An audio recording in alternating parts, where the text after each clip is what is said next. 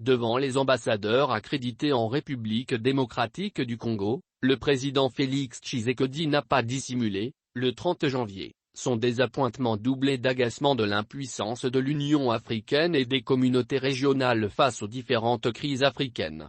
Impossible de ne pas faire allusion avant tout à son pays en proie à l'activisme des groupes armés locaux et étrangers, et, surtout, à l'agression barbare du Rwanda.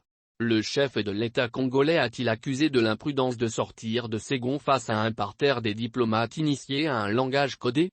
Au fond, depuis 2019, Kinshasa avait assez misé sur les communautés économiques régionales africaines sur lesquelles elle a assis sa politique extérieure fondée sur un surdosage d'idéalisme.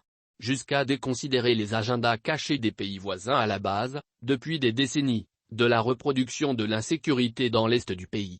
Vouloir faire sa propre expérience de l'autre, État, personne physique, pour en tirer les conséquences, attesterait le faible crédit accordé aux services de renseignement, pourtant un véritable pilier de politique extérieure consistant à permettre au président de la République d'anticiper au mieux sur les événements. La RDC semble faire les frais de son choix rationnel privilégiant l'EAC au détriment, entre autres, de la SADC. Pourtant, c'est avec le concours de cette dernière que le M23 fut vaincu en 2013.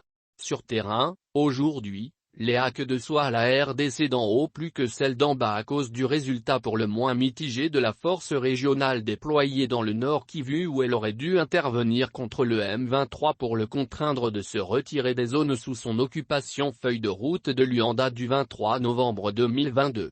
Par ailleurs, à garder vif à l'esprit, depuis août de l'an passé, Kinshasa est à la tête de la SADC pour un mandat d'1 an.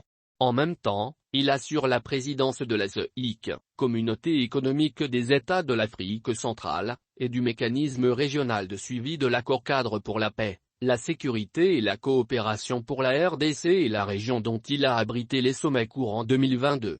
Dès lors, il est logique de considérer qu'en critiquant vertement ces communautés régionales, Félix Tshisekedi reconnaît implicitement son faible leadership réformateur de celles qu'elle dirige personnellement. Au point de ne pas réussir à arracher leur soutien actif.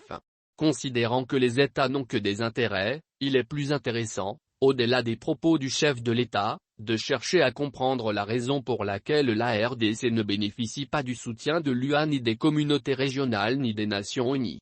Ceci devrait permettre à la diplomatie congolaise de se mettre en cause et, au besoin, de se réajuster pour, cette fois, faire entendre raison à ses interlocuteurs et obtenir leur adhésion à son narratif. Au cas contraire, il pourrait être rappelé à la RDC que chien qui aboie ne mord pas.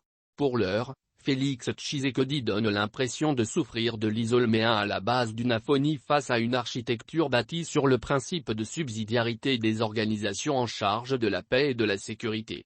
En clair, la gestion des problèmes sécuritaires aux effets transnationaux engage successivement, sous la forme pyramidale, les organisations sous-régionales, l'organisation continentale puis l'organisation politique universelle, les Nations Unies.